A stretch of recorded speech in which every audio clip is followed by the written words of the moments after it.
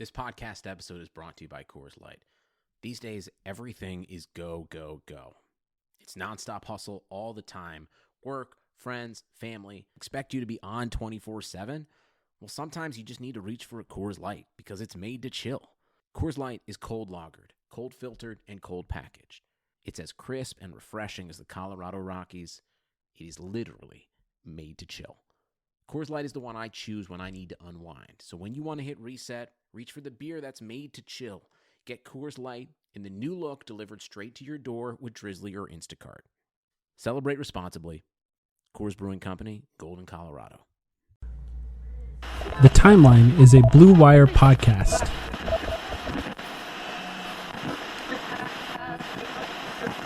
When I gamble on sports, it makes me wish horrible things on other teams' players. I have money on Game 7, Heat versus Spurs. It was tight in the fourth quarter. I started thinking, you know what? If Tim Duncan dropped dead right now, I feel like the Heat could rally around that. And maybe they'd be energized by Tim Duncan's sudden death and the Spurs wouldn't play so well because they're sad about it, There'd be lots of grief-related turnovers.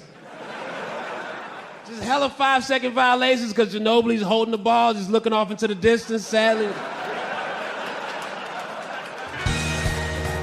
5 seconds, Heat ball. Hell yeah, we're gonna cover.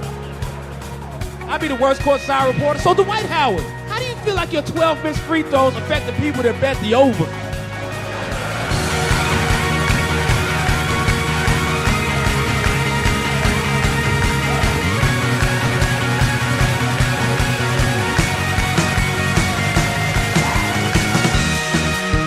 Welcome to the Timeline of Phoenix Suns podcast. My name is Mike Behill. I'm very excited about this episode. We have, of course, with me, the co-host of this podcast, Sam Cooper. Sam, how are you doing? Amazing to be here as always, Mike. I'm really excited for the guests we have on this week. And talking over-unders is a lot of fun. This was one of my favorite episodes we did this time last year.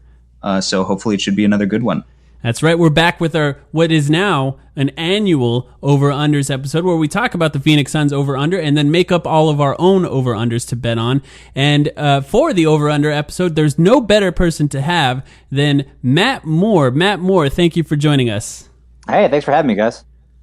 For those of you who don't know, and I know you all do because everyone follows him on Twitter, Matt Moore is at HP Basketball. That's the Hardwood Paroxysm account on Twitter. Constantly talking about the NBA and a lot about gambling with the NBA. So a perfect episode to have Matt on. And Matt, you've been talking a lot online about the Suns over. You're one of the few Suns optimists on the internet for the 1920 season. What about the Suns and what they've done this offseason has made you talk about that over and actually recommend people bet that over?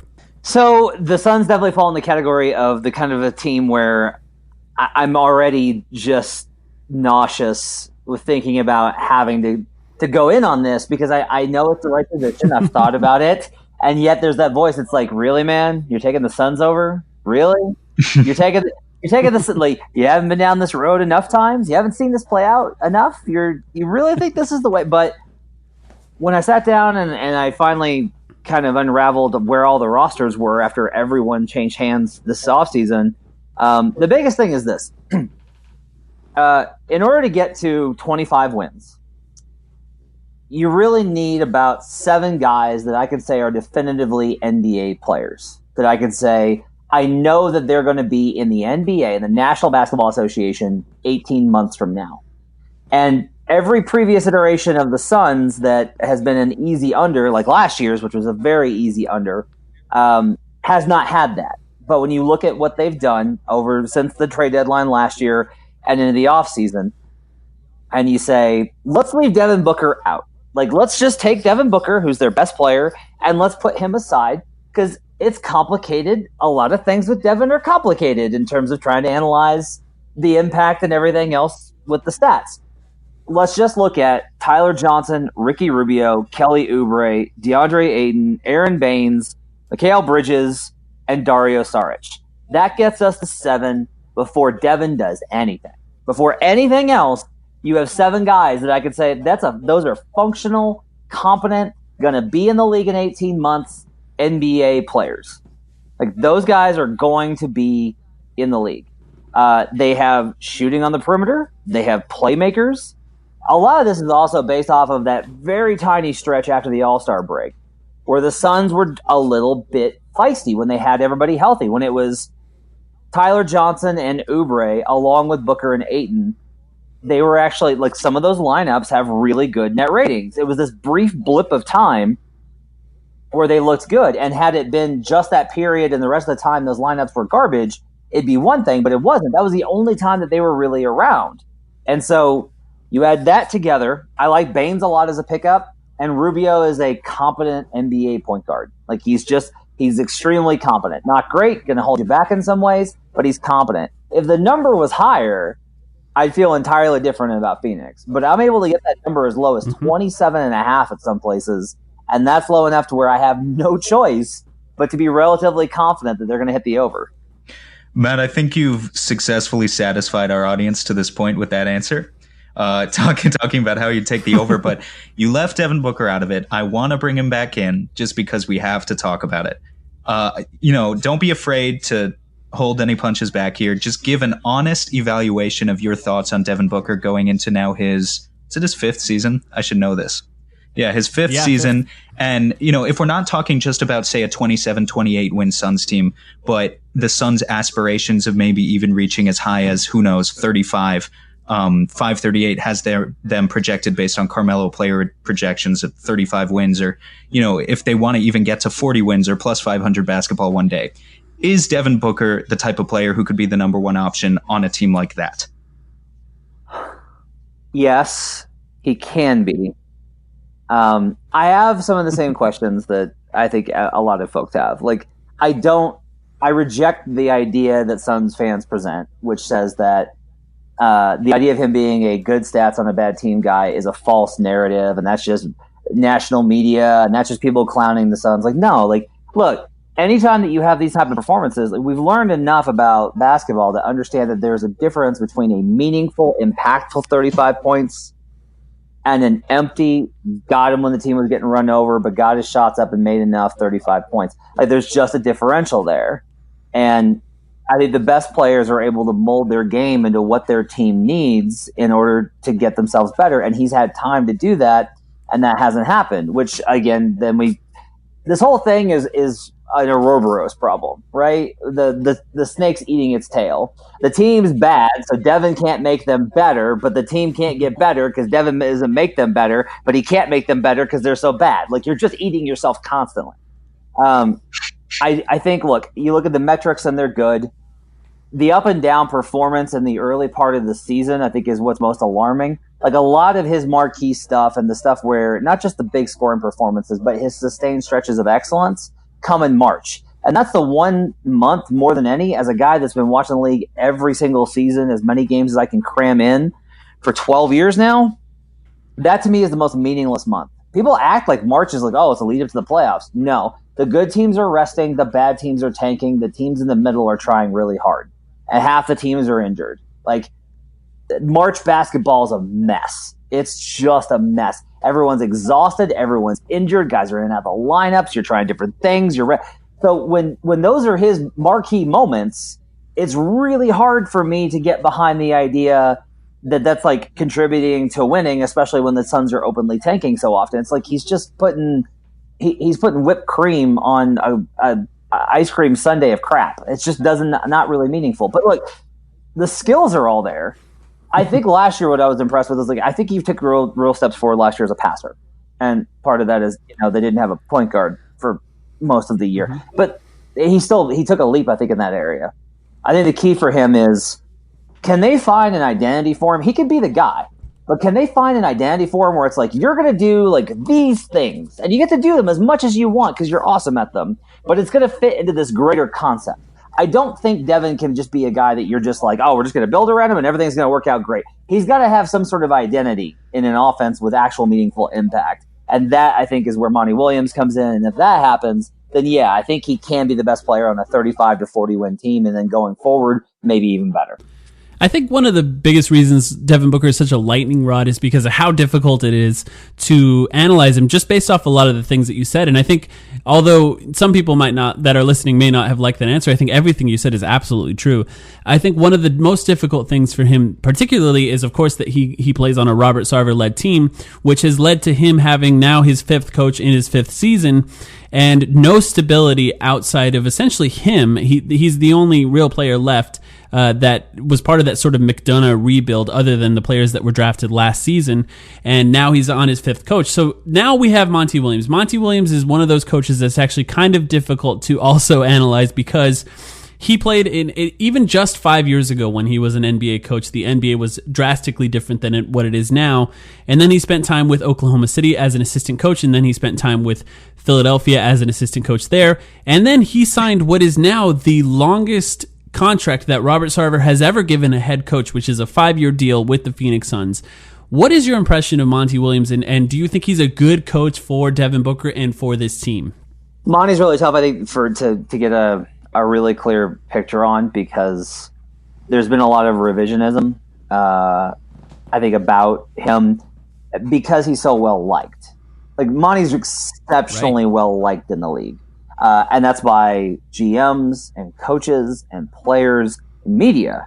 Like, we all like him. Like, I will say that. Like, I was fortunate enough to get like 8 minutes with him back in a long time ago for a Drew Holiday feature that never wound up running because Drew got hurt shortly thereafter. But I was like just blown away by Monty's thoughtfulness and his insightfulness and like the character that kind of shone through just in a short interview. And that's been reflected over and over and over again. And then obviously he suffered the tragedy with his wife, and that like reflected a little bit publicly in terms of like his speech was so wonderful as his wife's funeral. And that was really powerful and moving and emotional. But you also have to remember, like, he was considered a failure in New Orleans. Like, there was a lot of conversation about he's got to go for this team to take the next step. Now they didn't, which I think does say something about Monty. That like, they made the playoffs under Monty Williams, and then he got let go because they were trying to make the leap, and the leap never came, which says something about that team in relation to Monty Williams' performance there. What I think will be good is, I can't tell you, when I go back in the summer and I just watch clip after clip after clip after clip, like I just watch all these teams to try and like remember them and catch back up on them, because you kind of, some of the stuff fades after the playoffs.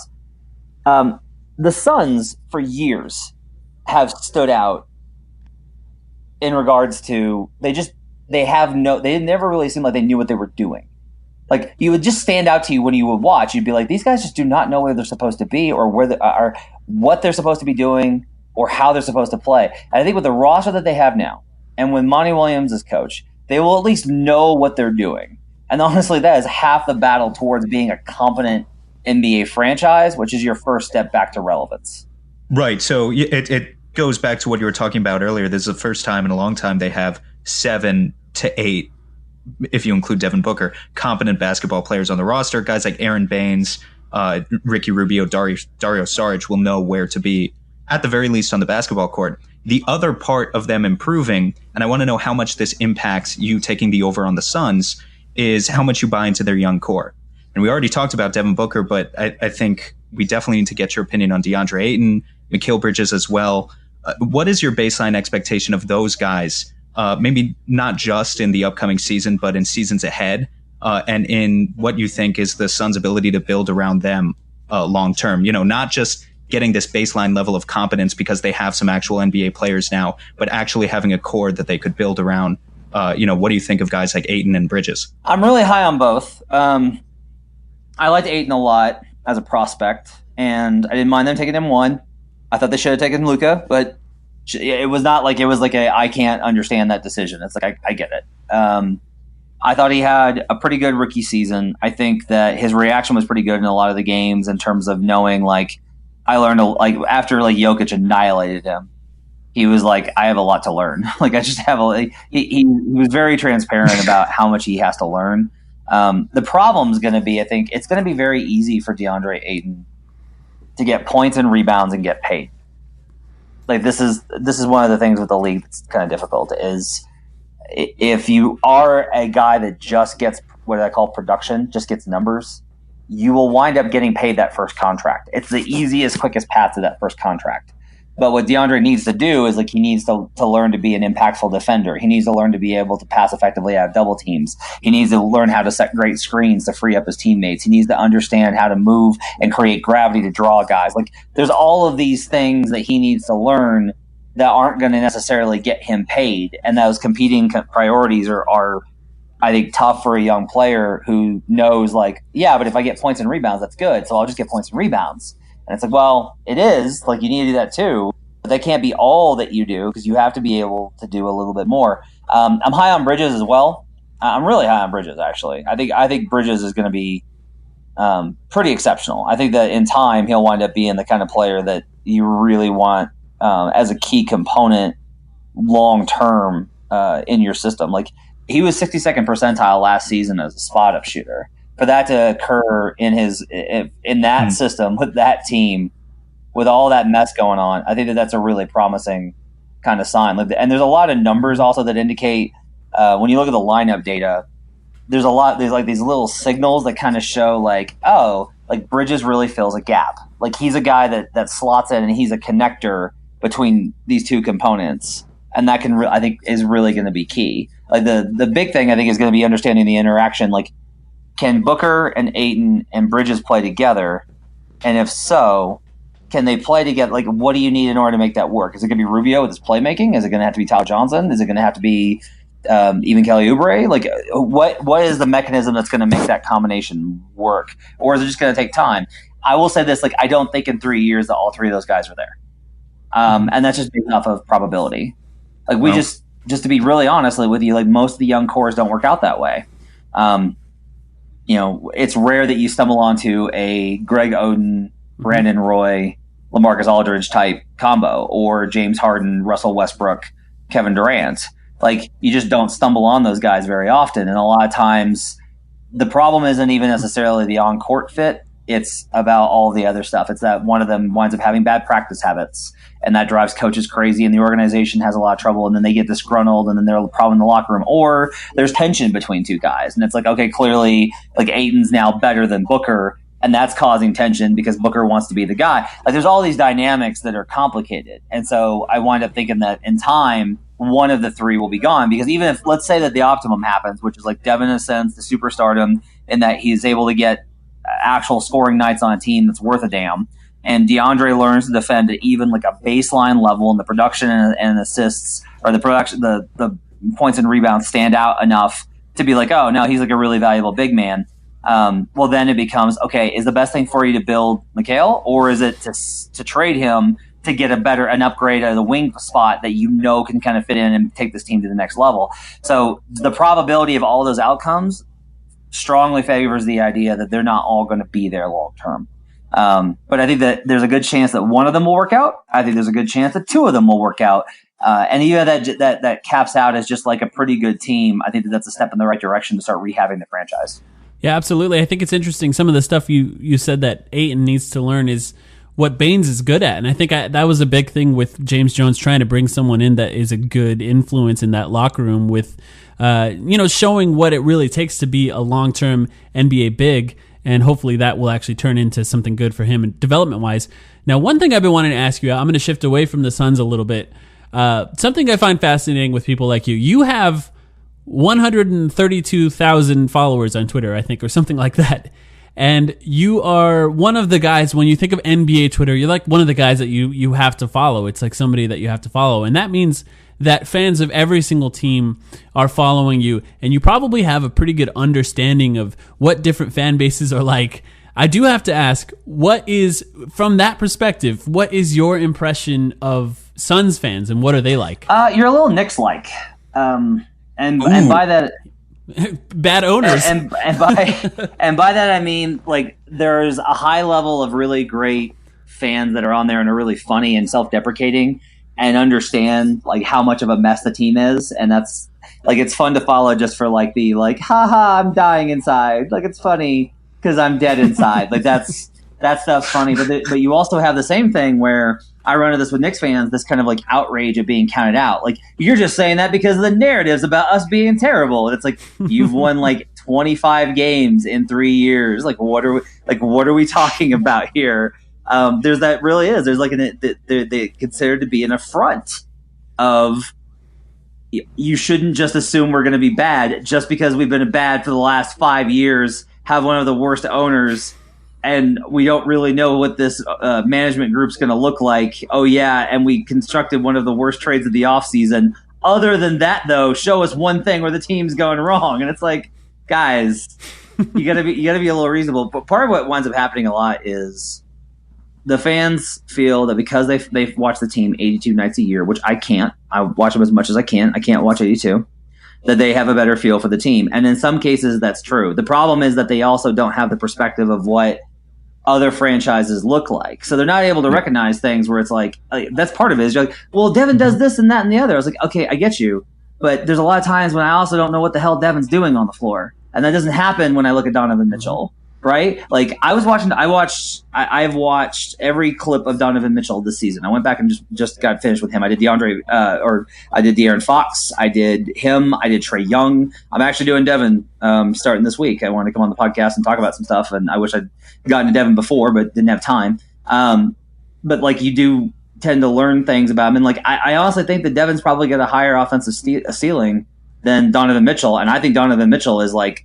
I'm way in on the Donovan Mitchell bandwagon. I think Devin's probably got more natural skill and is a better finisher in some regards. Like his smoothness is incredible. But there's little things that stand out when you watch all the other franchises. And that's part of the tension is if you watch the same team every night, you're like, I know them the best. And it's like, yes, but you're in the cave. Like you're in the cave and all you know is the cave. And you don't see that the cave is actually from the outside, like there's water constantly rushing in and flooding you, and that should not be happening. Like other caves are safer and much nicer. You're not able to see that because of the perspective of covering the whole league versus just one team. I have to admit, I'm definitely guilty of doing that to other people. You know, I have watched the Suns 82 games, and you, the scary national writer, have not. I think we have to end this conversation now if we want to get on with the rest of the episode. But I just want to say, Matt, before we let you go. For someone who covers the entire NBA, I think you do a phenomenal job of covering even the bad teams at a very, very impressive level. So thank you for what you do. Well, thanks, guys. And I'm always trying to get better. Absolutely. And I do try and be open to feedback from folks like you and your listeners too. There are things I miss, and I think we all just want to get better. If you're open to it, after you do all that deep dive into Devin Booker, we'd love to have you back on to talk about what you learned and maybe a little bit of a therapy session after watching that much Suns basketball. Absolutely. Thanks for having me, guys. Absolutely. Thank you so much for coming on. Don't forget, I think you all follow him already, but don't forget, follow him at HP Basketball. You can find all of his writing at the Action Network. Lots of good stuff on gambling and lots of great stuff about basketball, as you just heard him talk about it. So thanks again, Matt. Thanks, guys. All right, I'm very, very excited about this. This is now an annual tradition for us. Some of my favorite episodes from last season were before the season began. We had Max McCauley, who's with us, on to make up some fake over-unders, and then we kept track of those over-unders and went through all of them at the end of the year, and we were able to see who was the best at predicting what the Suns could and couldn't do. I will say we started a little too early last year because we included Brandon Knight and Marquise Chris in those over-unders that we went through last year, and then they were traded. We waited a little bit longer this year. We're relatively certain that the roster that the Suns have right now is the roster they're going to have on day one of the season. We'll see. Who knows? The future of Elie Okobo is up in the air right now, but we'll see. So we'll go over some fake over-unders right now, and for this one, this is new this year, we created a Google form, so anyone that's listening to this podcast can now log on and actually fill out all of these over-unders, and we'll have a category for me, a category for Sam, a category for Max, and a category for all Suns fans who fill out this form, and see who got the most of these right at the end of the year. So everyone's ready for this. First, before we start, I want to say, Max, thank you for joining us. Thank you for having me. That's such a cool idea. You guys sent me the Google spreadsheet, and I got on this with you. But even before you just said that, I had no idea that this was going to be a fan participation thing too. That's such a good idea. Yeah. I love it. Yeah. I didn't like last time. We didn't have any. We need receipts, I guess. We need to see what the fans think too, because I think some people were talking some crap last year, and now we're going to have some receipts on what they think is accurate for this year, and we can actually track them as well. Well, as the reigning loser in this annual tradition, I just want to say, I think I went 6 for 19 last year. which is probably worse than Kelly Oubre's 3-point percentage in this upcoming season. And, now in addition to you guys kicking my ass, I have to be a little bit worried about the fans as well, and then coming to talk shit to me on Twitter. So I'm hoping for the best out of this one. It should be fun, but I am a little bit nervous. You need to outperform Donovan Mitchell in a playoff game this year. Yeah, those are Kobe stats. Those are Kobe playoff game stats. So, obviously, we have a lot to go through. We'll try and whip through some of them. We saved the Booker ones for the end. So the Devin Booker ones, if you're looking for over and unders, made up over unders about Devin Booker, those are at the end of this podcast. We'll start with an interesting one, I think. This is DeAndre Ayton, blocks per game. And for those who don't know, I make up the line. I just make up a line where I don't really know if it's over or under. I'm trying to decide right now on the podcast. And for DeAndre Ayton blocks per game, I set the over-under at 1.3 blocks, which is actually still pretty low for a big man, but would be a relatively big improvement for DeAndre Ayton. So we have to choose whether it's over or under. Max, since you're our guest, and for those who didn't listen last year, Max won. He came on our podcast and he beat both me and Sam, so Max was a winner. And as the reigning champion of the over-unders, Max, what do you think for Ayton blocks per game, over-under 1.3? Yes, I was the very best at predicting a season in which none of the players that we thought were going to play played. People were traded.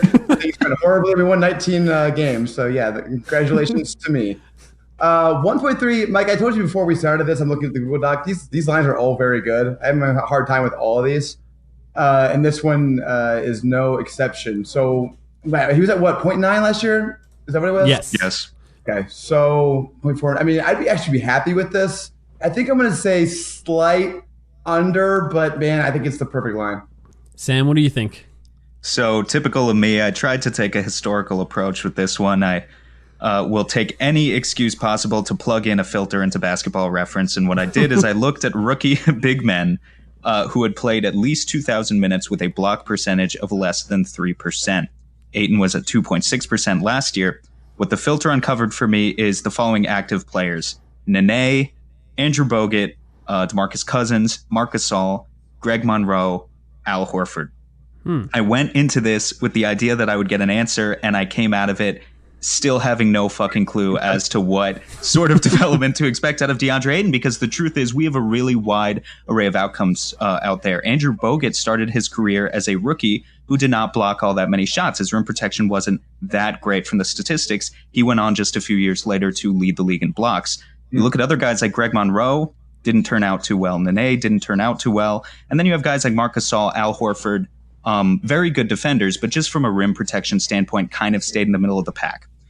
So I really don't know what to expect from Ayton, but I'm going to take the over, partially to be in contrast to Max, also partially just because I feel like I'm usually giving pessimistic answers, and I'd like to be a little bit more optimistic this year, hoping that my results change for the better. So a couple things, Sam. First of all, optimism is the biggest trap for these over-unders, I think. It was the trap that I fell into most of the time, because I think a lot of the ones I got wrong were the ones that I said, I'm going to pick the over because it's more fun to root for the over. And now that the fans are involved, and of course Max beat us last year, my pride is now on the line. So I'm going to take the under as well, just a slight under. Now, a couple things I think with blocks that are interesting. Blocks are not exactly a perfect measurement of whether or not defense is improved or not. It's just blocks. That's all it is. But someone with the size and athleticism of DeAndre Ayton really should be getting at least a block and a half per game.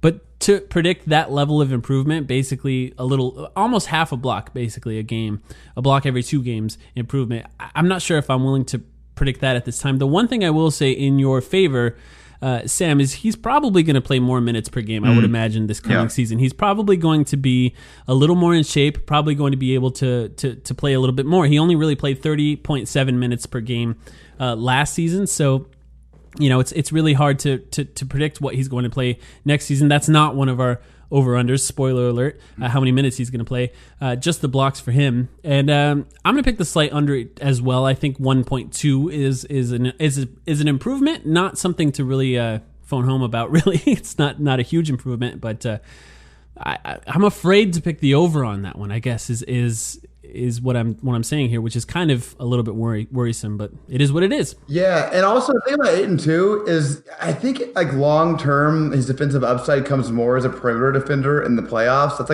That's kind of what he could break the game as. So And I'm not necessarily saying he's not going to average 1.3 blocks his entire career. I really hope he averages more than that at some point.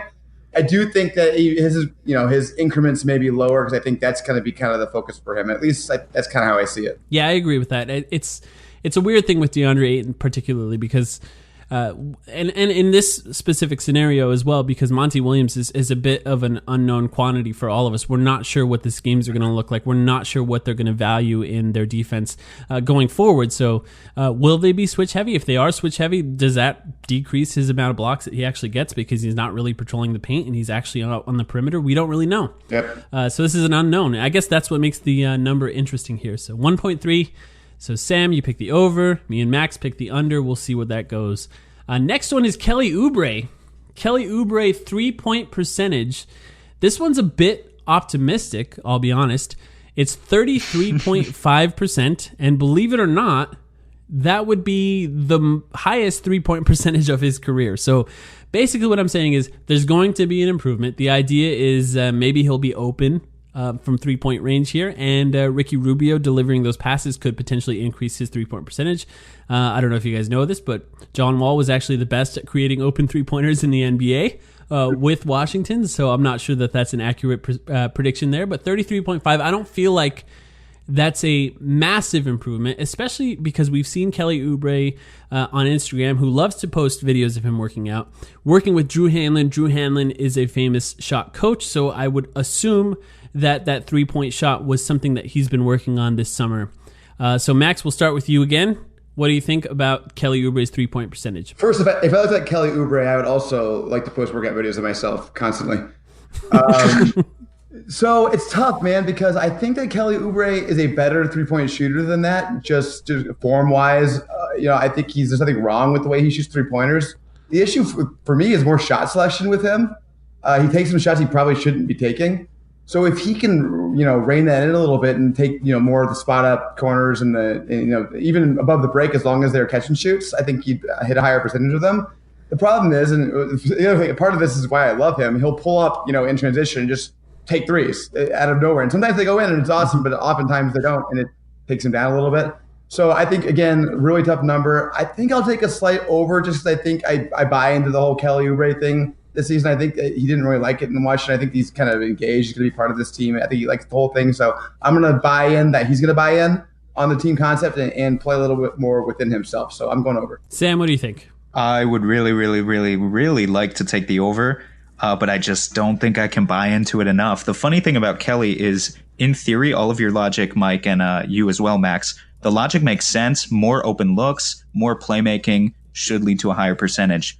On the other hand, Kelly Oubre shot 29% on wide open threes last season, according to NBA.com. That's if the closest defender is 6 feet or further away, which is something that just doesn't intuitively really make any sense. I think shot selection is also something that he has to work on. But I don't know. I don't know if it's his form. I don't know if working with Drew Hanlon is going to help. It's just, this is the one area of his game that he really has to figure out if he wants to beat out Mikal Bridges for the starting small forward spot long term. I'm going to take the under on this one, although hopefully it's only a slight under. Now, I'm going to fall into the trap that I just mentioned on the last one.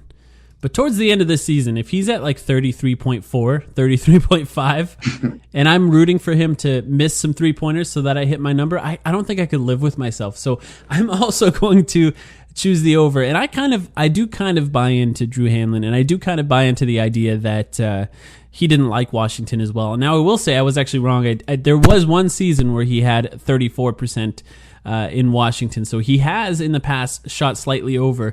It's just consistently in the past, and in Phoenix, he has not.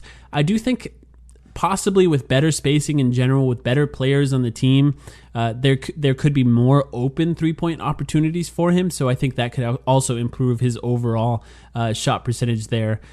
So I'm going to also choose the over on that one, but I think it's kind of voting with my heart a little bit over my mind on that one. Do you guys have any other thoughts on Oubre and his 3-point shot? It is a vital thing. That's the one thing that's important because, I don't know, we're going to talk about starting soon, so we're going to talk about who we expect to start. But if Kelly Oubre is starting for this team, like his 3-point shot is an absolute vital thing for this team to actually improve massively going forward. My only comment is that I hate that Sam destroyed my entire point with actual facts. Stuff. So he's actually better when he's in transition. Maybe that's why it feels so good when he takes. Well, yeah, I mean, not necessarily though, Max, because I throw out the numbers, and I know you're joking anyway, but I throw out the numbers. But you got small sample sizes when you try to filter down. It's who the fuck knows.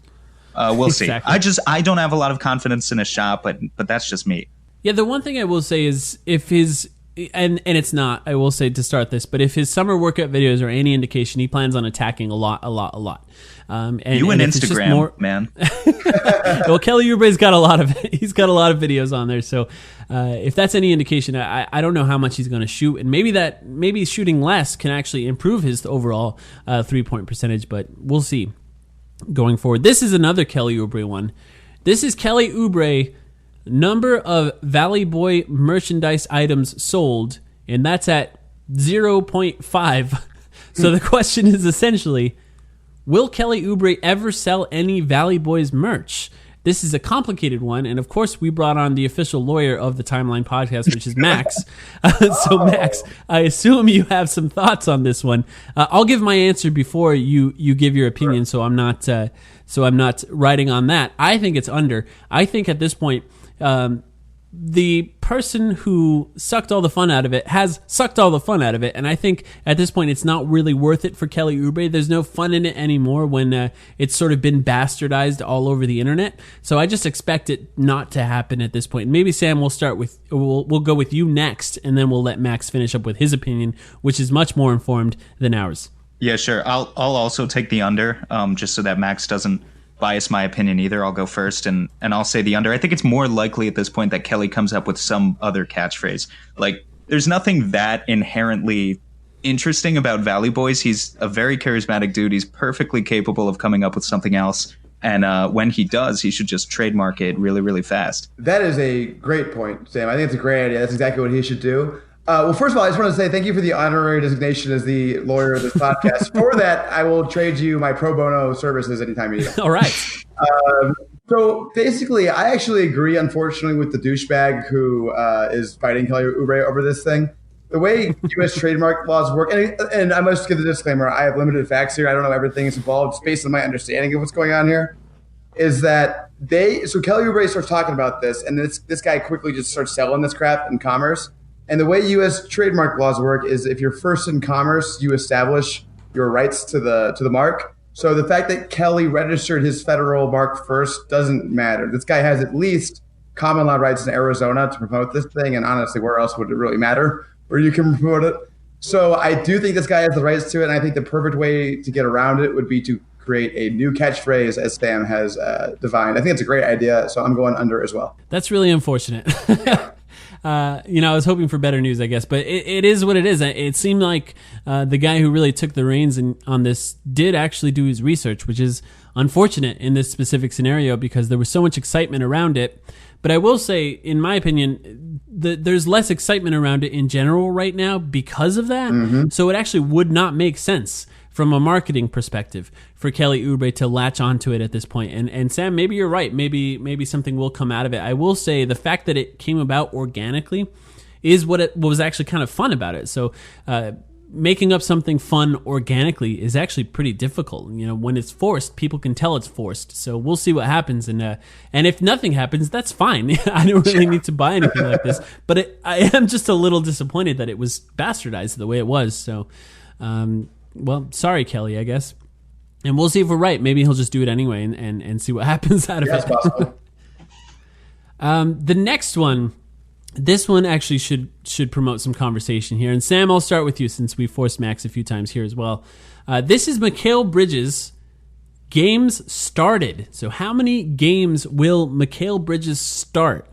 The most common assumed starting lineup does not include Mikal Bridges online. We did some polls. I've seen some people talk about it. More commonly than not, it's a combination of Rubio, Booker, Oubre, Saric, and Ayton. That's the most common expected starting lineup. So I set this line at 21.5, and the idea of the line at 21.5 essentially is this is about maybe Kelly Oubre has a couple sprained ankles throughout the season. Yes. And this would be about what it would happen if Kelly Oubre was just injured a few times with minor injuries throughout the season. So basically what you're betting on is will he earn a starting spot, or will his starts come at because of an injury of Saric or Oubre or whatever it is, or even potentially will he jump Saric in that starting lineup, and it could be some sort of combination of Saric and Oubre. So that's 21.5. Mikal Bridges' game started. Sam, what do you think?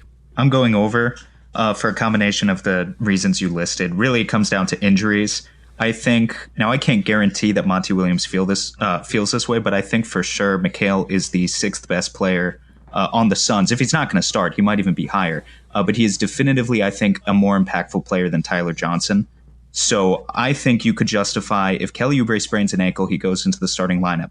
If Devin Booker sprains an ankle or gets any other injury, and he hasn't been very healthy throughout his career, as we know, I still think it would be Mikal who goes into the starting lineup at shooting guard, not Tyler Johnson.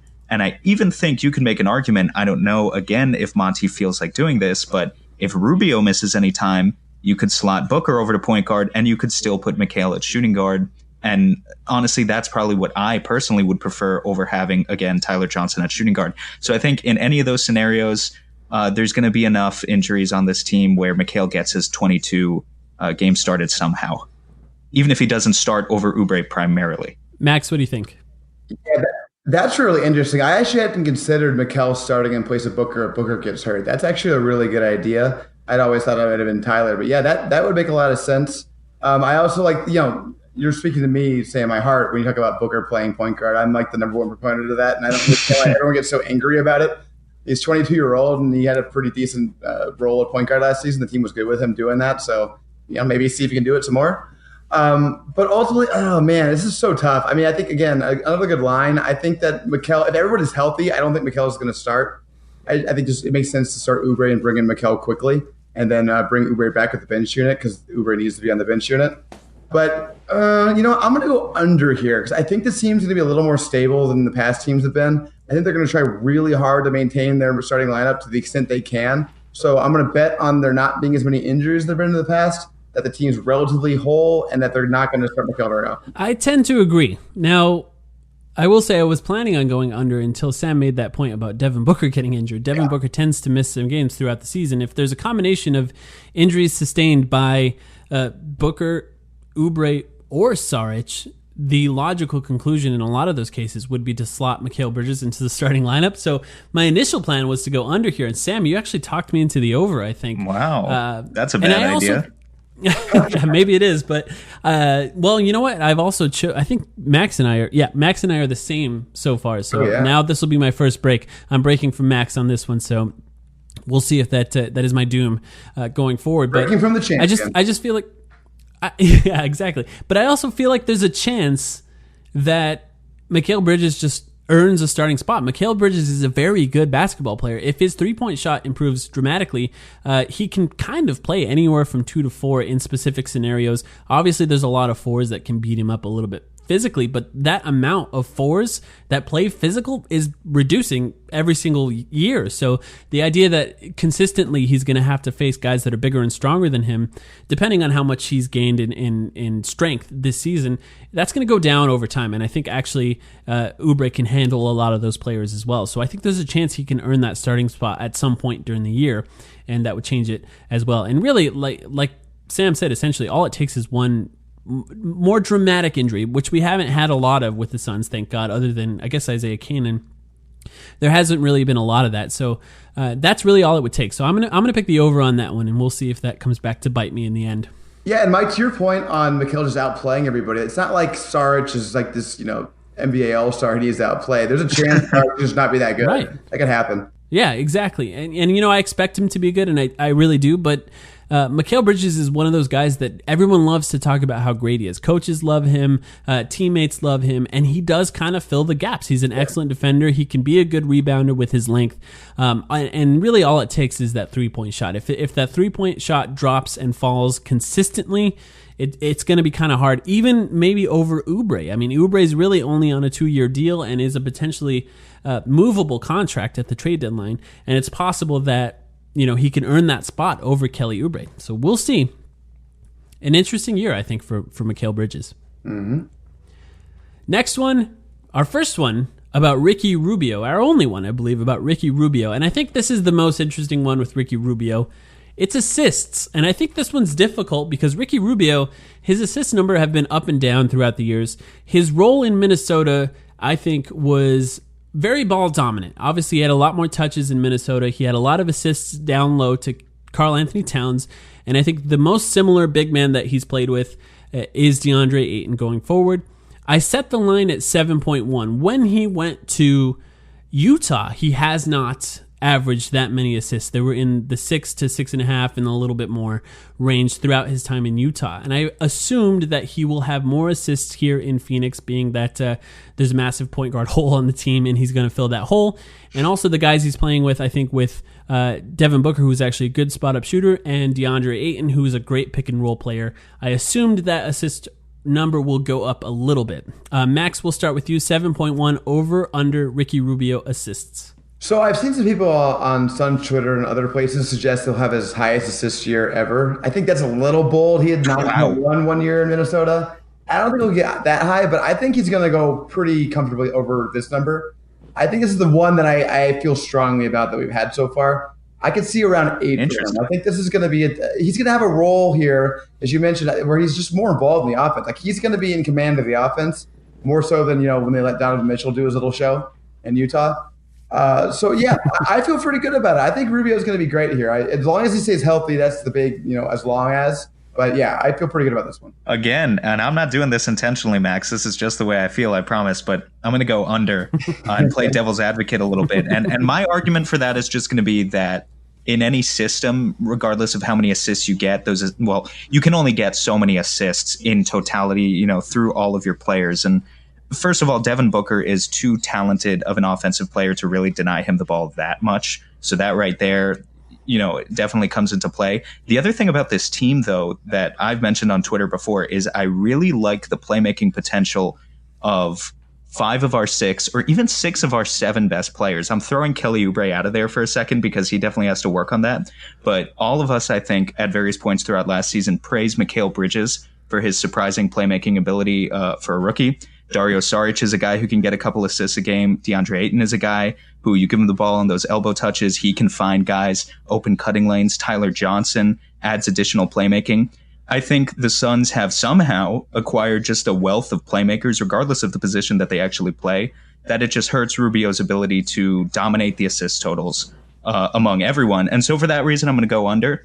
But I could see this being really close. Yeah, this is actually a really hard one for me. Because if you take what Monty Williams and James Jones has said this offseason at face value, the idea is that the ball will constantly be moving. There's no ball dominant players. Everyone will catch, pass, and shoot. Quick decision making, all of that stuff that he's talked about. We talk about it all the time, Sam. They're trying to recreate the Spurs offense when Monty actually helped coach, was an assistant with the Spurs. And if you take that at face value, then I would say the under at first as well. But I think that the best role for Ricky Rubio on this team is just running pick and roll after pick and roll. I think that's the best option. With Devin Booker as a spot-up shooter and DeAndre Ayton as the roller, it's hard to believe that he can't get over 7.1 assists. And I don't think it's going to be dramatically over in my opinion, but I think it's going to be a slight over. So I'm going to have to pick the over on that one as well. And really, I think it's going to be like a 7.2, 7.3. I'm not overly confident in that one because it's really difficult to say because I just think that's the best role for him. So over time, maybe they'll adjust to that. But if they really play like they've said that they want to play, it's hard to believe that he's going to get that. Yeah, no, I think that all makes sense. It's a really interesting one because I agree with all the points about the way the Suns are going to try to spread the ball around. But I look at his career stat sheet and like the only time he ever played over, around 32 minutes a game, he's always had huge assist totals. And it really just tipped off when he went to Utah. I guess all I would say is if both of you guys are over, I'm going to spoil it right now. We also have an over-under line set for Booker's assists. And so I'm going to be curious to see how you guys answer that too, because, it's going to be hard to get a lot of playmaking out of both of those guys. Yep. Yeah. And I think the one thing that almost made me go under was when when Max talked about the Donovan Mitchell show and he allowed Donovan Mitchell to do that in Utah. Well, Devin Booker's better at that. That was my first thought. Is the fact that Devin Booker's better at that makes me kind of feel like maybe Ricky Rubio would actually defer a little bit more to Devin Booker because he is better. He's a better offensive player, basically. That's very true, but he's also a much better passer too. Yeah, exactly. So it makes me wonder. Now, this episode is about gambling. Lots of gambling. So what we want to talk about real quick before we get back to our over-unders is mybookie.com. MyBookie is the place to bet on football every weekend. Our Blue Wire podcasters are using mybookie.com/BlueWire to sign up this year. It has better bonuses, more prop bets than any other sportsbook, period. This year, they're hosting the first online handicapping super contest where first place is guaranteed to win at least $100,000, and it only costs $100 to enter. Being that this is, of course, a basketball podcast and an episode about gambling, I decided to look up some MyBookie lines for basketball. Now, there's not a lot of NBA lines yet, but of course the over-unders are there. One thing we haven't talked about with Max is the over-under for wins. MyBookie has it set at 28.5. I assume we're all picking over. I'm picking over. Sam, are you picking over at 28.5 wins? Yeah, come on.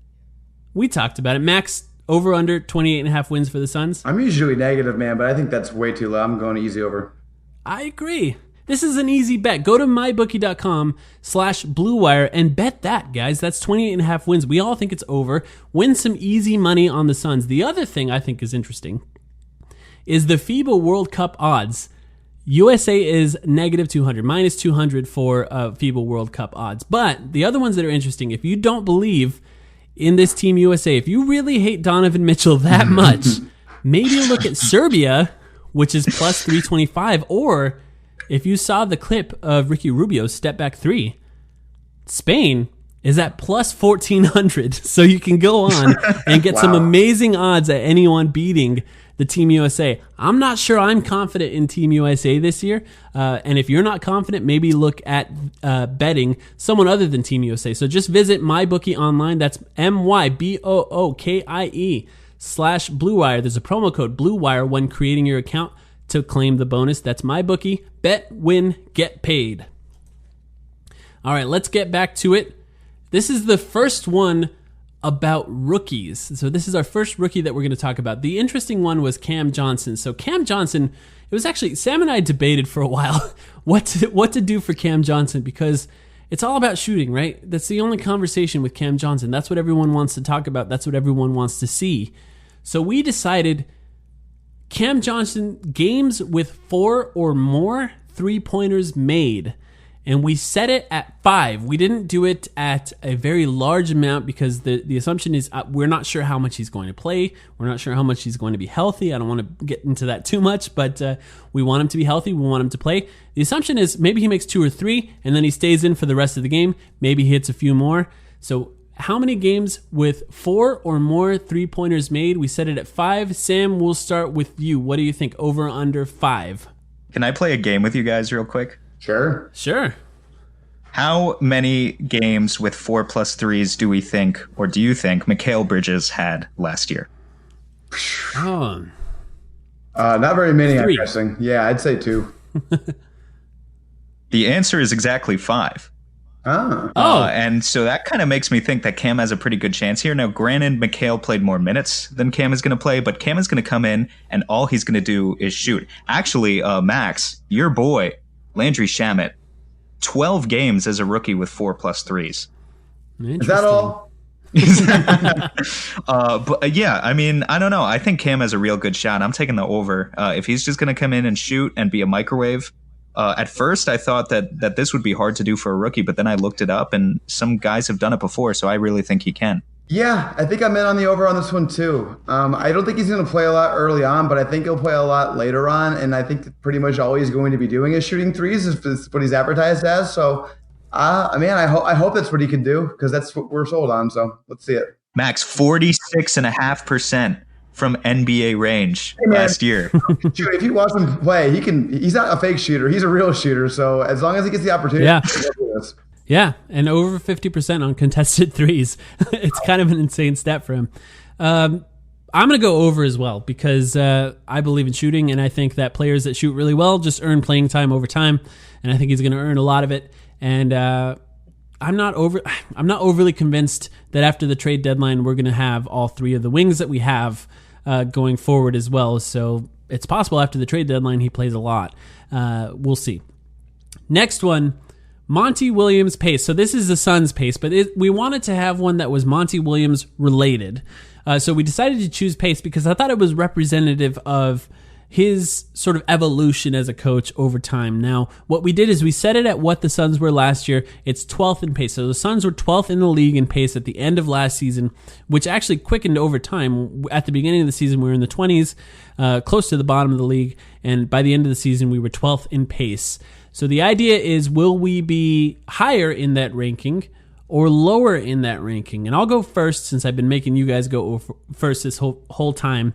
I'm actually going to choose over. So I'm going to say we're faster. So over means faster than 12th in the league. So I think we will be potentially top 10 in the league in pace in general.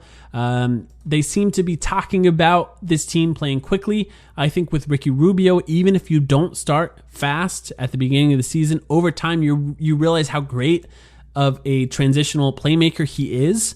And I think that's something that's going to affect the game plan, even if they don't start playing really fast at the beginning of the season. Similar to last year, I also think Kelly Oubre, Devin Booker, if those three guys are in the starting lineup, and even DeAndre Ayton, who one of his biggest advantages is running fast. That's what he does as a big man. I think over time we're gonna end up faster. And the entire league is getting faster, so this is actually what makes it really difficult. So we'll see if it ends up being over, but I'm going to choose the over because that's what I think it is. Sam, what do you think? I'm going to take the under. I really like the talk about playing faster, but ultimately talk is cheap. And I'm going to default to looking back at what Monty did with New Orleans. And the fact of the matter is, each of his 5 seasons coaching the Hornets at the time and then the Pelicans, they were in the bottom 10 in the league in pace. And, granted, this is going to be a different team. It's not going to be Anthony Davis centered. It's going to be centered around a guard in Devin Booker probably, although we do hope DeAndre Ayton plays a more prominent role. And I also think, Mike, you bring up a good point with Ricky Rubio being an excellent playmaker in transition. But regardless, given what Monty has done in the past, I would just bet on slower than 12th for sure. I think this is easily one of the hardest ones on here, maybe probably the hardest one. And I don't really have a full read on what the Suns are going to do, so I'm going to go ahead and bet more on what I think the league's going to do. I think the Suns will stay about the same, and the league will shift slower slightly because Golden State, they're not dead, but they're deader than they've ever been. They're not that Herculean, impossible giant they've been over the past couple of years. And I've heard people make the point that that's going to lead to teams playing more two biggish lineups, maybe slowing down a little bit more because they don't have to worry about that, the specter of Golden State on the horizon. So I think I'm going to say the rest of the league kind of shifts slightly slower. And maybe what it is everyone gets faster, but at a slower rate, and the Suns get faster at the same rate. But I think what it'll result in is the Suns staying about the same, but moving over in the total league rankings. All right, so you're saying over. I like that. That's an interesting theory there. The hardest part, I think, was the number 12th. Once I realized the Suns were 12th last season, I had difficulty putting it any higher or any lower than that because – it felt like they were kind of slow last season, and I think they were at the beginning of the year. So that number surprised me, so I thought it was a good place to put it. So I'm glad we kind of differed on that one. I have a feeling we're all going to be relatively similar on this next one, and we don't have to spend too much time on it, but it's Jalen LeCue, games played. So these are not Northern Arizona Suns games played. These are Phoenix Suns games played. And I set it at 9.5. And I feel like that's too high now looking at it because I'll go first. I'm going to say under on that one. I just have a feeling that he might not play any games for the Suns this season. I really liked him in Summer League, but there was a lot of really good players not playing Summer League. So I think some of the maybe not so good players stood out a little more than normal. That's sort of my theory there. And I think there's a chance he plays a few at the end of the season, especially with injuries or if the season maybe doesn't go as well as we want it to. There's a chance he plays, but I think with the guys we have, Ty Jerome, Tyler Johnson, Devin Booker, Ricky Rubio, there's essentially 4 guys ahead of him in that point guard rotation, and it would take a few different injuries at the same time to get him to play more than 10 games, or 10 or more games. So, Max, what do you think about over under 9.5 games for Jalen LeCue? You guys are going to have to remind me, is Ryan McDonough still the GM? I don't believe he is. Oh, he's not anymore? Okay. I'm going to go under then. I love Jalen, but he's not ready yet. He should not. If he's playing, things are really, really wrong. The number of games that Jalen LeCue will play for the Phoenix Suns next season will be under 9.5. However, my friends, the score that each of the judges will give him in the NBA Slam Dunk contest for each of his dunks will be over 9.5 because he will get a perfect 10 from every judge, a perfect 50 on every dunk, if you will. And similar to Derrick Jones Jr., I think he could be one of those guys who plays like 5 games all season, but still makes an appearance in the dunk contest. And that would be really fun to watch. I'm all for it. Who doesn't want to see like a 12-year-old in the dunk contest? That would be kind of fascinating. This next one has some relation to last year. This is Ty Jerome minutes per game average, and it's 18.1, and that sounds like a lot. And part of the reason that sounds like a lot is because that's what Elie Okobo played last season. There's some debate, I think, of whether or not Tyler Johnson is the backup point guard for this team, and I tend to think that he's not. Otherwise, there's really no backup shooting guard. There is a possible 3-guard rotation where Ty Jerome is kind of left out, but I don't think that's going to be what it is. I think Ty Jerome was brought onto this team to play minutes. I think that they believe in him, and I have a feeling he's going to play significant minutes over time. Sam, why don't we start with you on this one? Do you think Ty Jerome will play more or less minutes than Elie Okobo played last season? Hopefully less, right?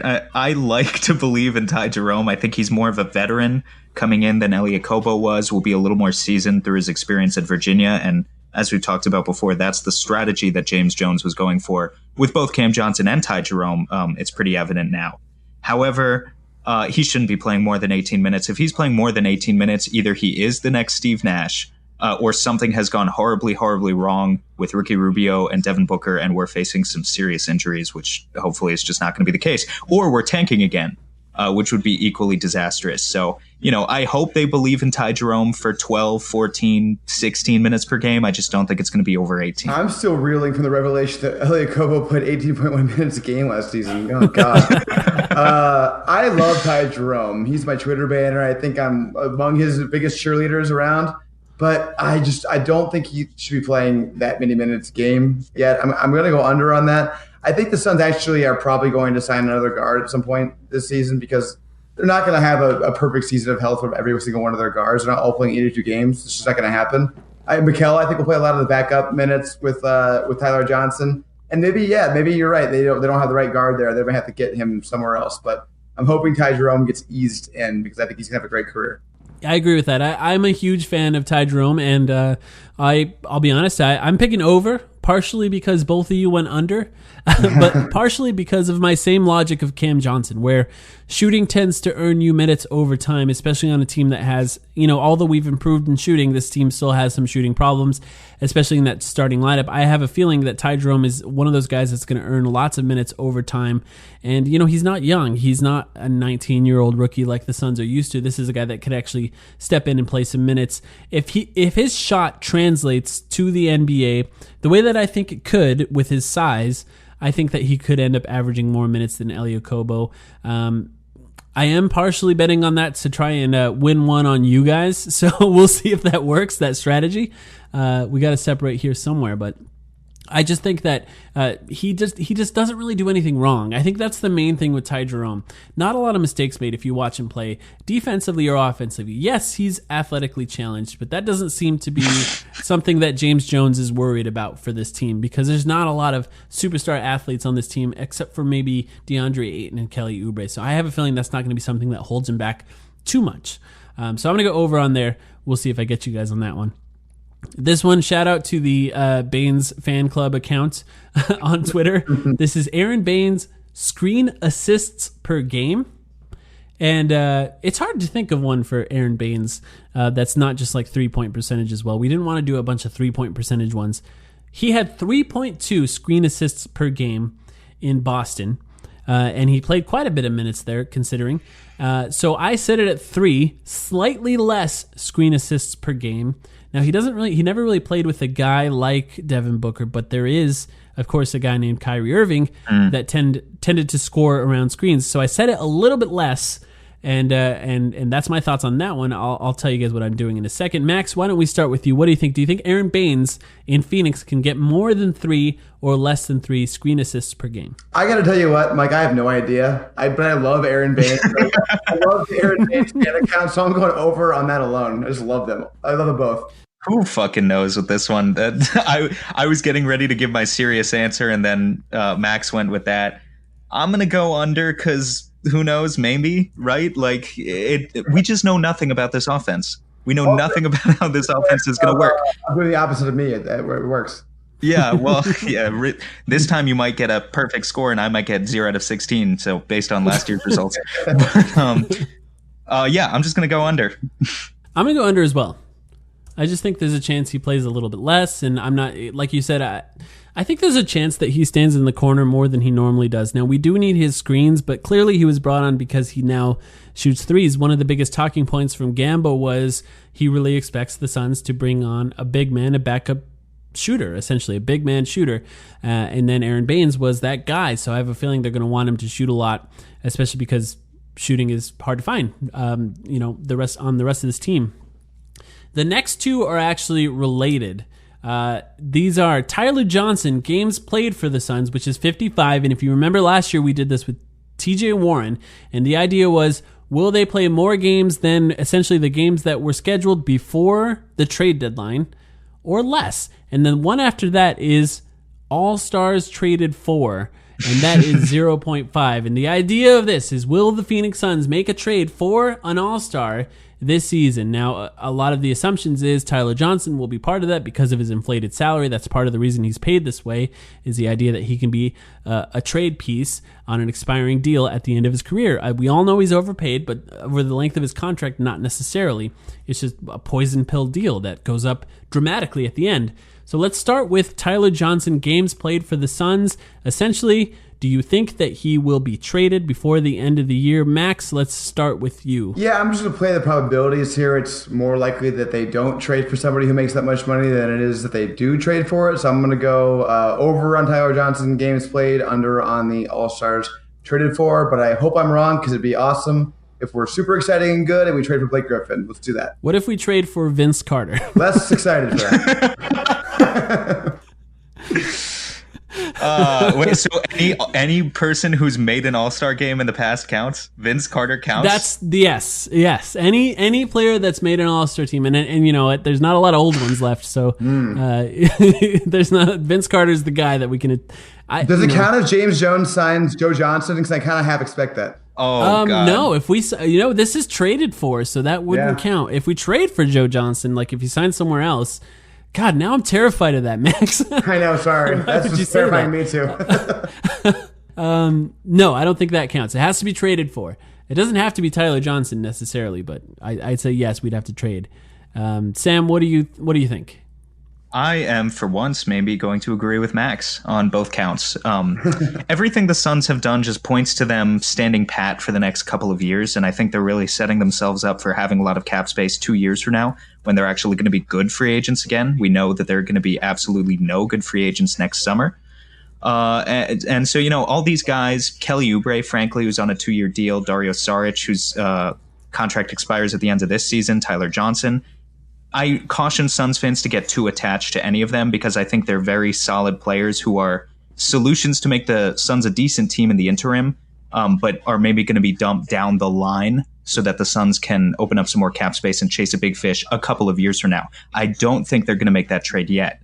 Now, however, I will say, if Blake Griffin hits the market, it would be great to go for him. It would be lovely if we traded for Bradley Beal.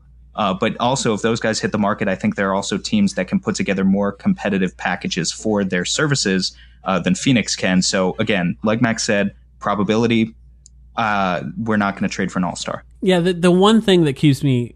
I'm gonna agree with both of you guys, and I hate to do that, but I just do. That's how I feel as well. I think, for one, Tyler Johnson is just one of those guys that coaches love, and I think they're not going to want to get rid of him. He gives it his all 100% of the time, and in a backup role, I think his value will actually increase dramatically. I think people are going to really appreciate him, including fans. I think fans are really going to fall in love with Tyler Johnson in a different way than they did last year, because I think his value is going to be magnified by going against backup players essentially. So I think there's a good chance that not only does he stay, I think that the coaches are going to love him and he's going to be pretty valuable for this team going forward.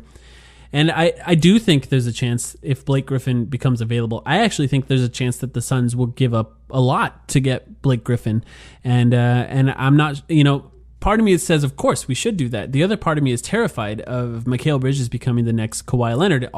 As unlikely as that appears to be, it's just one of those things where Mikal Bridges is absolutely going to be one of the guys that they target if they end up trading. And I do think it's interesting that you talked about other teams being in on Blake Griffin. I do wonder who those teams actually would be. He is massively overpaid. He's an injury risk. Sometimes I think about Portland. Portland is always one of those teams that could be in the mix for trading for a guy. There's Atlanta as well. Like if Atlanta potentially wants to move, I think Atlanta is probably the biggest threat that we face if they want Blake Griffin because they have those moves. If Detroit wants to move on from Blake Griffin, they clearly want to rebuild. And I know it's kind of weird to hear, but CJ McCollum, if he is expendable in Portland, he's like 29 years old. He's not as young as a lot of people think he is. It's not exactly a rebuilding piece at this point of his career. So I'm not sure who that team would be if Blake Griffin became available. Like who the other people would be that want to trade for him. And I do think that the Suns actually would be willing to give up major future assets for him. So I don't think it will happen. I'm going to bet the under because I just think it's unlikely that the Suns will be good enough at that time to really sacrifice those assets. And if they are good enough, I think Mikal Bridges will be one of those pieces that makes them good enough. So I don't know that they'll want to give him up. That's actually a really hard one for me. I don't want to pick either of those things that I picked, although I do like Tyler Johnson.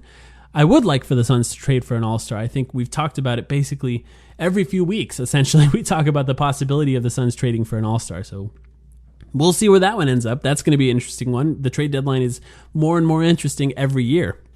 Real quick, I don't know if you guys have covered this extensively in your podcast. I just want to bring it up because we're talking about trades involving Tyler Johnson. Have you guys talked about how awesome that trade James Jones pulled for Tyler Johnson was, just trading Ryan Anderson's dead corpse over there?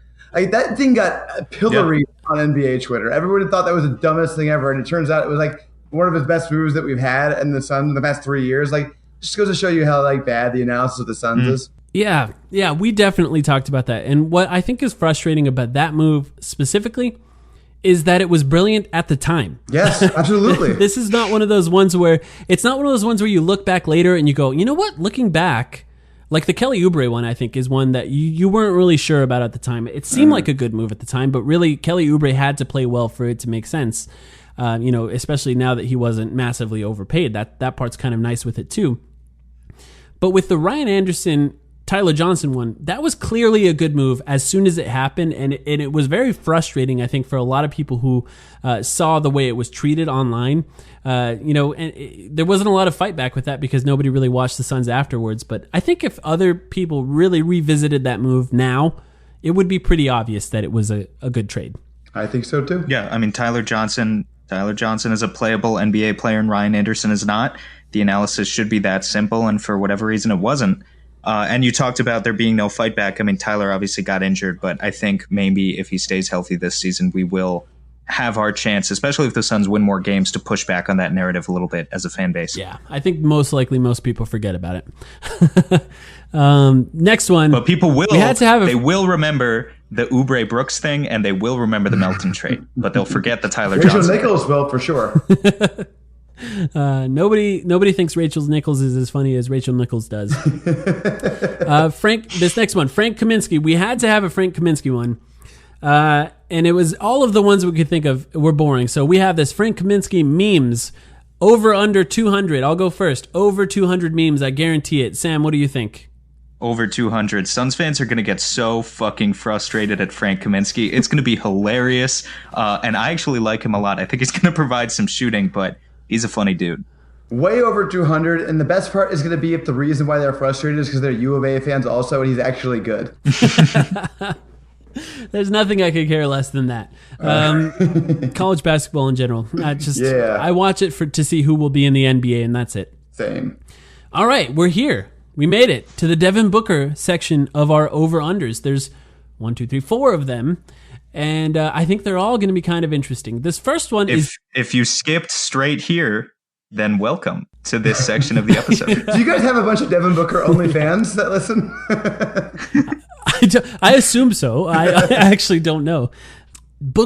Devin Booker, charges drawn, and this is 5.5. Never in Devin Booker's career has he drawn more than 5 charges in an NBA season. Last season was the most charges he's drawn in a season, and it was 5. And I think what I wanted to do with this one, it was find one that was indicative of his effort on defense, and that's hard to do, just because there's not a lot of stats that do that. And I think this was the cleanest one to really identify charges drawn. He took a few last season. He took 5. I believe it was 4 the season before that, and I don't think it was more than 1 in his previous 2 seasons. So it's not been a lot over his career. I'm going to say over, because it's 6 seems like nothing, and if he can stay healthy, and if Monty Williams is what he says he is, as far as just crawling halfway up his ass to make sure he plays defense, then I think there's a chance that those charges come. Now, I'm not saying that guarantees he's going to be a better defender, but I think charges, there's something with charges that really solidify a team. They really bring everyone together on the court, and I think if you're trying to be a leader, if you're trying to prove effort, I think taking a charge is something that gets the message across to the rest of your team. So I'm going to say over on that one, because it just doesn't seem like that much, although it's never happened before. Sam, what do you think? Do you think he'll take more than 5.5, so more than 5 charges in the entire season? If he has more to play for than ever before, then why wouldn't he? Especially if we're, throwing these expectations at him that he has to put in the effort. I don't think any of us here on this panel expect Devin Booker to be a good defender, or even suggest that he has the athletic abilities to be a great defender. He doesn't have Mikal Bridges' wingspan. I would expect him to rack up 3 or 4 deflections per game, or whatever Mikal does. But I think charges drawn was a really good stat to use, because it's just effort. Just by putting in the effort, he's going to get better as a defender. And if the Suns are winning games, the effort will be there. I'd like to believe that he will get more than 5.5. Yeah, if Steve Nash could do it, then why can't Booker do it? Sam warned about the dangers of small sample size theater earlier, but I think a couple of those charges he drew last season were in those stretches when the Suns were actually competitive and trying, which lends credence to the theory that when the team's actually competitive, he'll actually try and give some effort on defense. I think this is a really easy over, honestly, assuming health and assuming that the Suns are as competitive as I think they are. Like, even if they lose a lot of games, I think they're going to be at least not being blown out in all the games. So I've been saying for years now that I think Booker will at least not be the worst defensive player in the NBA when it seems competitive. So I'm going to lay my money where my mouth is. I'm going to say over. All right, that's interesting. And it is interesting that you said that, because the reason that I thought of this one this year is because I started documenting the charges drawn during that stretch where there was 6 and 6 or whatever it was. I noticed that he took, I think it was 3 charges over that time, and I racked my brain. I couldn't even remember a single charge that he had taken in his entire career. And that's when I started tracking that and actually looking up the previous year's charges. And I was shocked at how little it was. And, I don't expect him to be Kyle Lowry or Aaron Baines or, these guys that are like legendarily good at taking charges. But I do think he can improve. And I think you're right. I think if they're competitive, both of you, that's something that's going to make a difference there. This next one was hard. This was hard to set the line. And it's a pretty straightforward one. It's Booker's points per game. Devin Booker points per game. And I set the line at 27.9. And I probably changed this one 3 or 4 times because it's hard. It's just really hard to choose what this team is. And I think your answer to this one, and hopefully ours differ, because I think 4 in a row now we're exactly the same. But I think the answer to this one is indicative of how you feel the team is going to play.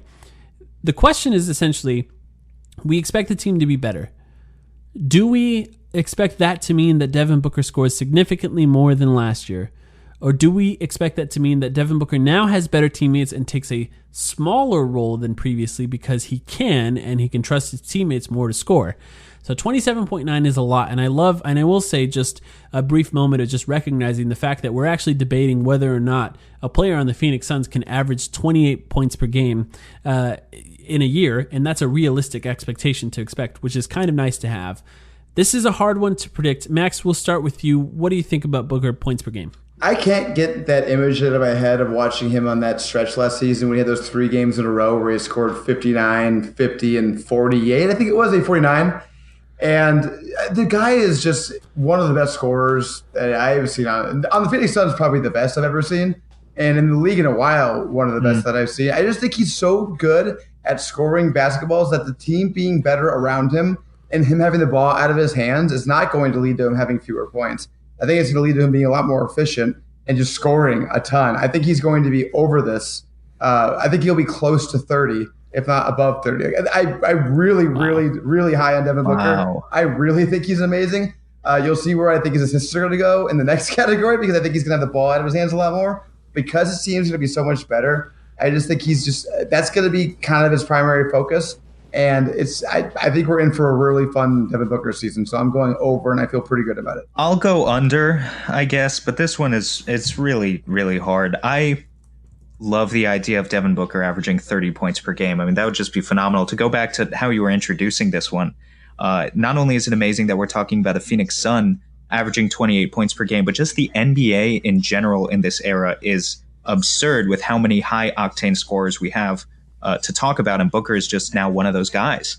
So that's really special to have on our team. Unfortunately, I don't know. I mean, I still think he can improve his scoring. Like, I think Devin Booker can average 27.5 points per game, which would be more than he did last year. And I think the Suns can build a very, very good team around that.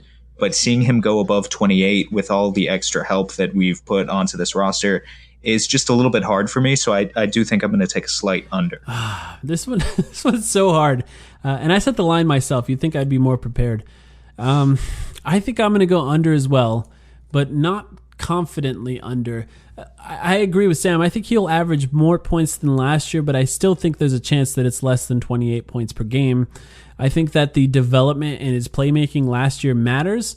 I also think there's a chance that he's doubled a lot this season just because of the drama over the offseason, and teams and players want to make a point of doubling him, forcing him to give up the ball a little bit more. And it's not just that. Towards the end of last season, teams are trapping him around picks. This happened a lot more towards the end of the season, and it worked relatively well just to get the ball out of his hands. Now, whether or not that works overall as far as beating the Suns remains to be seen, because the players that he's giving it up to now are much better than the players last year if he does get trapped around every screen that he goes around. So we'll see if that makes a massive difference or not. I'm not overly confident in this one. I think there's a very high chance that he goes over, and I think to Max's point, this is his 5th year, and he really hasn't entered his prime yet. And there's a chance that this year is the year where he absolutely enters his prime. And I know I like to talk about Instagram videos, but those highlights of him and his handles, that's pretty impressive. I was pretty impressed with that. I hate reacting to summer highlights, but good God, man, he looks ridiculous. It really. And just real quick, I just wanted to defend my take because I hate being called a homer. So I wanted to defend this and make it seem a little more reasonable. After the All-Star break last season, when, to be real, I think he was finally healthy. He wasn't healthy very much last year. After the All-Star break, he averaged 31 points, 7 assists on 61% true shooting, and he still only shot like 33% from three. I just think there's a lot of room for him to be way more efficient. Oh, he also averaged like 9 free throw attempts a game. If he's doing anything like he was doing after the All-Star break, it's hard in numbers. It's hard. It's exactly what it is. It's hard in numbers. If he's doing things like that, it will not be hard for him to exceed this. It's just a matter of whether that's more of a flash in the pan thing or that's going to be something he's going to be. As long as he doesn't ride a unicycle or dance on a table in Scottsdale before the season starts, we should be okay. I think there's a chance he hits it. Like I said, I'm not overly confident in that one. It's the number. You got to bet. Sometimes you got to really bet. It's a lot. So this one, we talked about it earlier. Devin Booker assists per game. And we set this one at less. This is the first time we're really going less.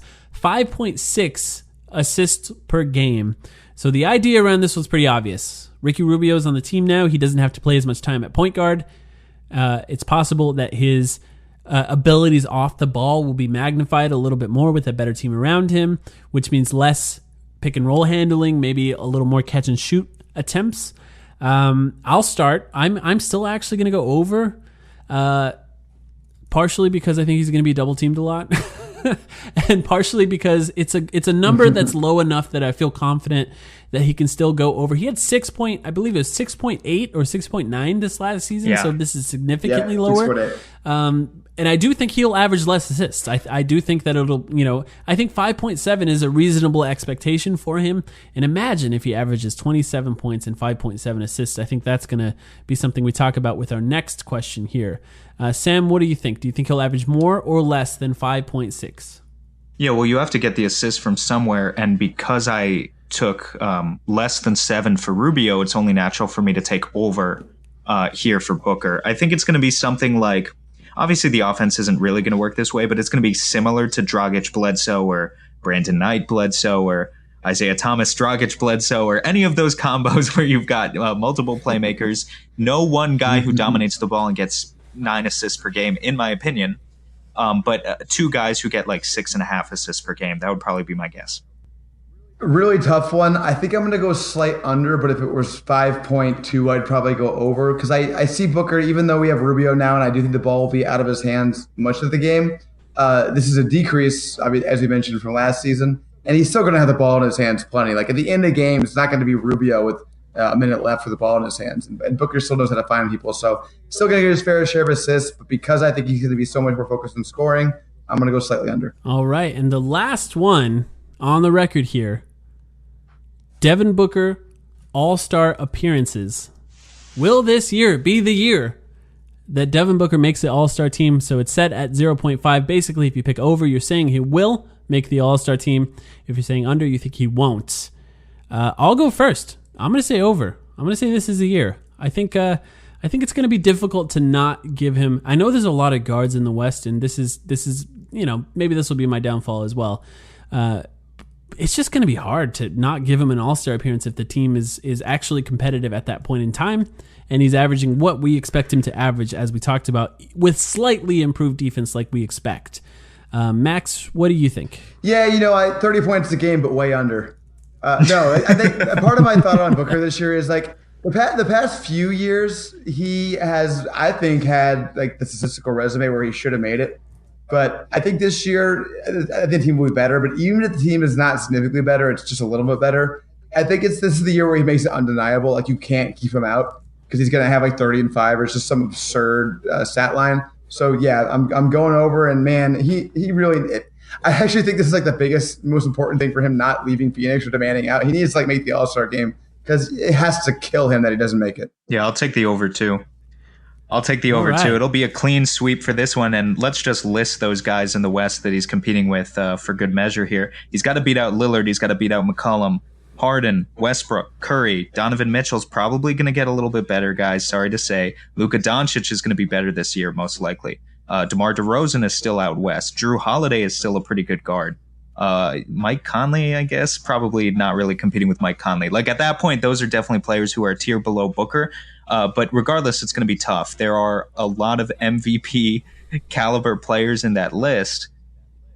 And so I don't know. I mean, I guess I'm just banking on Booker having, like, based on where I set his lines, I'm banking on him averaging like 27.5 and 6 and being on a team that's on pace for 35 wins. And I really think that's deserving of an All-Star bid. Like if you're going to continue to give CJ McCollum on a slightly better Portland team or Donovan Mitchell with worse stats, but on a slightly better Jazz team, an All-Star nod over that, the logic just falls apart there. I don't think that makes any sense. So I will also say that this is going to be the year for Devin. All right, I like it. We end with some optimism. I think that's it. Those are our over-unders.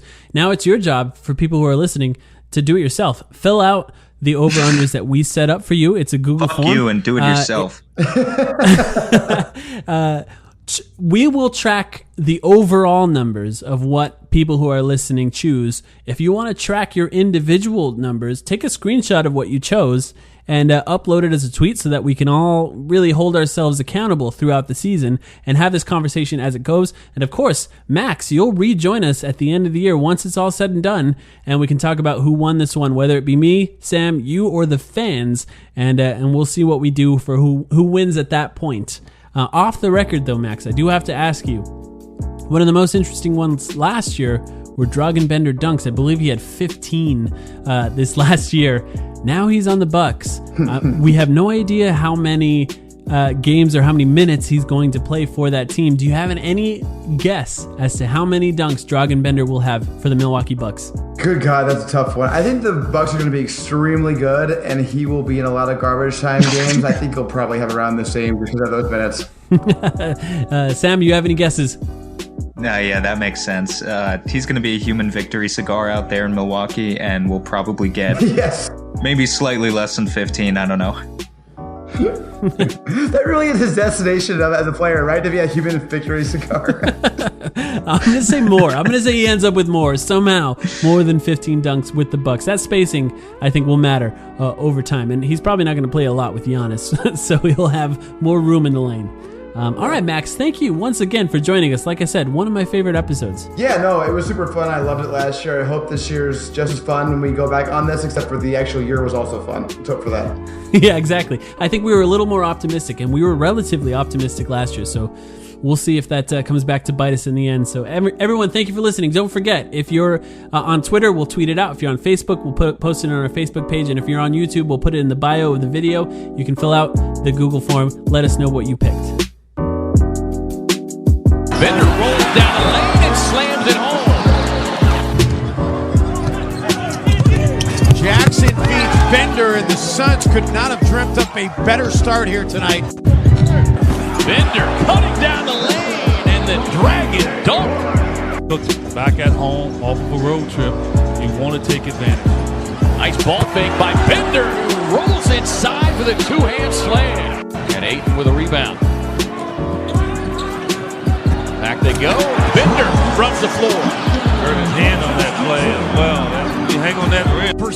Catch and shoot. Pretty drop off to Bender, rolling to the rack. Had that game against Milwaukee, 18 points, 12 rebounds, and 10 assists.